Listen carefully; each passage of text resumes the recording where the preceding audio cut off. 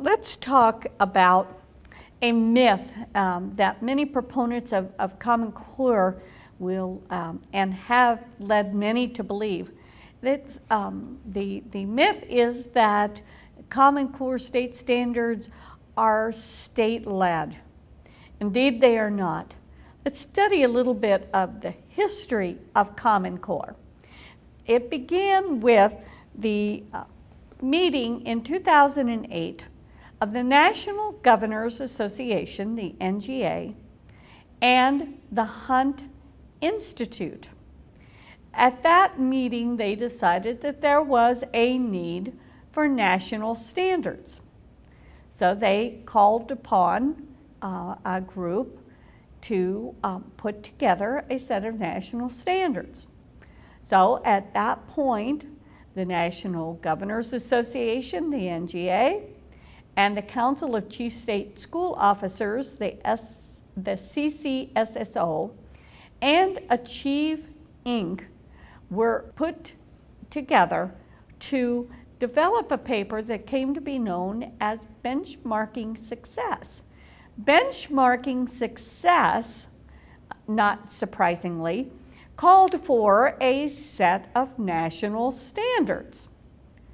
And very quick to answer their own call for national standards were the National Governors Association, the Council of Chief State School Officers, and Achieve. And it was in June of 2009 that these were revealed. And Arne Duncan was there to proclaim that he was there to help implement the Common Core state standards. He also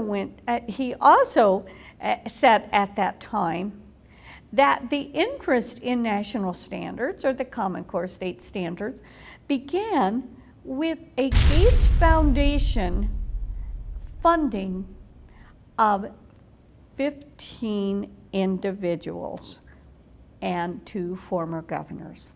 That is the origination of the Common Core state standards.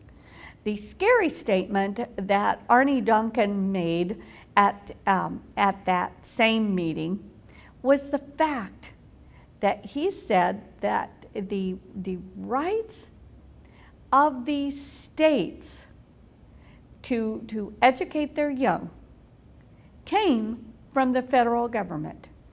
The Constitution evolved from the states to the federal government, not the federal government to the states.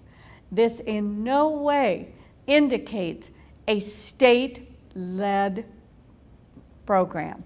Very recently, Bobby Jindal, governor of Louisiana, said, "It is time for the Department of Education and the Board of Secondary and Elementary Education to come up with a better plan and Louisiana standards for the legislature to approve next legislative session." Louisiana was going to opt out of Park and was going to opt out of Common Core.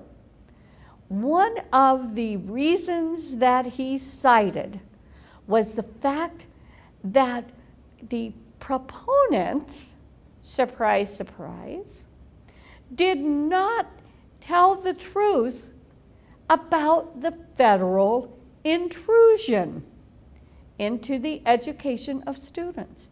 And we are seeing that and hearing that more and more each day as parents simply exercising their parental rights to opt their children out of things at school. Were refused those rights. One Georgia couple by the name of Finney, Mr. and Mrs. Finney, were actually, just because they had asked to opt out, shared a letter with the principal and the administration of their school district, asked to meet with the principal at a scheduled time. Amazingly, when they walked up to the school for this scheduled meeting, they were met by a policeman and told that they were possibly trespassing because they were not in compliance with the school program. A meeting with the principal showed the principal and was told from the top that all students had to take the test. If the parents held them out on test days, that they would have to take it when they returned. Finney's 5th grade student was going to have to miss a field trip because the field trip was scheduled on a makeup day, and the Finney's 5th grader was going to have to stay and make up the test at that point. This indicates a total loss of parent sovereignty that we were told would never happen. It's happening all over the country. We are told that this was state-led, that the schools, each school is still going to have control over its curriculum. School boards are still going to have a choice over their the curriculum that they choose for their schools. Tis not so.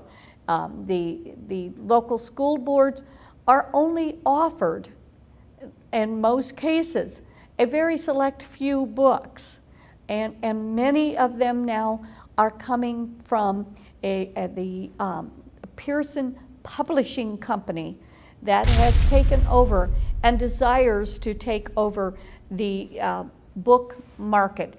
And by the way, the teacher licensing program, the testing program, the SBAC, they are affiliated with that, and providing the technology, the equipment needed to test the students and to instruct them according to the Common Core state standards.